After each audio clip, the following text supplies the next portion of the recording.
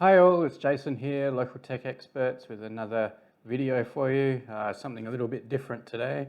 So I was looking through Marketplace and I came across this iMac here. So I don't normally deal with iMacs very much, but I saw this and I thought, give it a try. Sometimes I get tempted to the dark side. So this was 50 Australian dollars. The seller said that they tried to format the hard drive, and as you can see, it's got the blinking question mark, which is sort of the dread sign for Mac users. There's either this one or there's a frowny face one as well. Not a good sign when it does that. But I have worked on MacBooks and stuff before, and earlier iMacs. They can be a bit of a pain to work with, simply because of the design. That's why I don't really like to work with them, especially now that they've moved to the M1 chips and M2 chips. But this one, the seller was kind enough to send through the EMC number. So the EMC number is the Mac number for like their part number. On this one, it's on the base under here. It's the EMC2 something. But anyway, it's a late 2015 iMac, so it's a 4th gen i5 in there. I'm going to try and get it going, so it's going to be a bit of trial and error. I'm thinking I'm probably going to, well, first things first, I'm going to open it up and try and upgrade the hard drive in there, because I'm pretty sure it's going to be a mechanical drive, as well as the RAM. I'm going to upgrade the RAM too and try and get Windows on there. Normally I'd flash the Windows onto the hard drive, but I think these need a special bootloader. So going to be a bit of a weekend project, so it should be a fun one. So I'm going to sort of film the process, I guess, do a bit of research on it.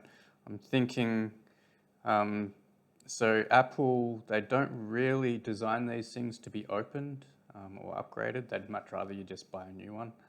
Sort of a combination of both design. I mean, it's super thin for a 2015 machine. You can see you can't fault Apple on their design, but with that comes the fact that they don't really expect you to open and upgrade these things. So even into the later ones, they hard solder a lot of the parts on. So yeah, should be a fun one. All right, thanks guys.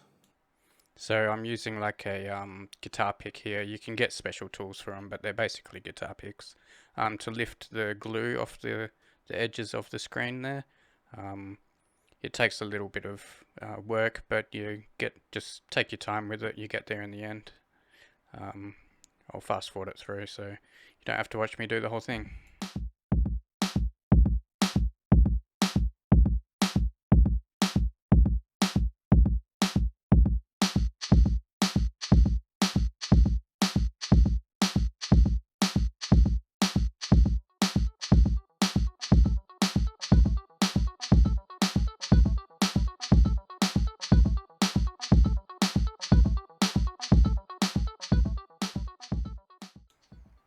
Yeah, so you can see the hard drive mounted sort of in the middle on the left there. It's held in with 4 screws and 2 plastic sort of retaining clips, I guess. It's fairly easy to get apart. Mac use sort of, I think I'm not sure of the name, but they're star-shaped screws. They're not your standard Phillips or anything like that. So just make sure you have a precision screwdriver and you should be alright. So I get the hard drive out and you'll see me replace it with the SSD. I do have a look at replacing the RAM. It's on the motherboard on the right hand side behind. I tried to take the motherboard out, but it wouldn't come out, and I could replace the RAM, but I actually didn't end up having any 8 gig sticks of SODIMMs, DDR3 SODIMMs, which this one takes. So it's just going to have to stick with 8 gigs of RAM, which should be okay anyway in the end.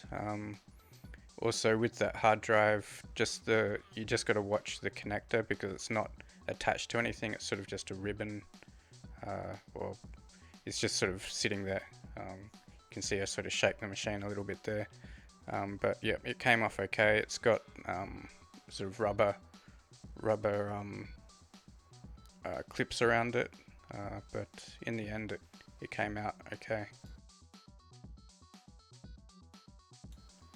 Yeah, so for the software side of things, I was using a Windows keyboard, so you hit Windows, Alt and R to get you into the recovery mode, and then I had to format the hard drive. There's a disk utility area where you format the hard drive.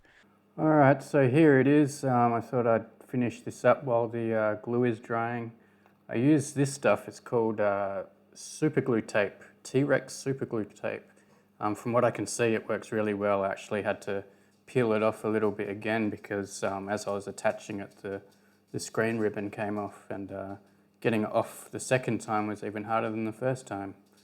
But yeah, $50 for the iMac and then 30 or so for the SSD.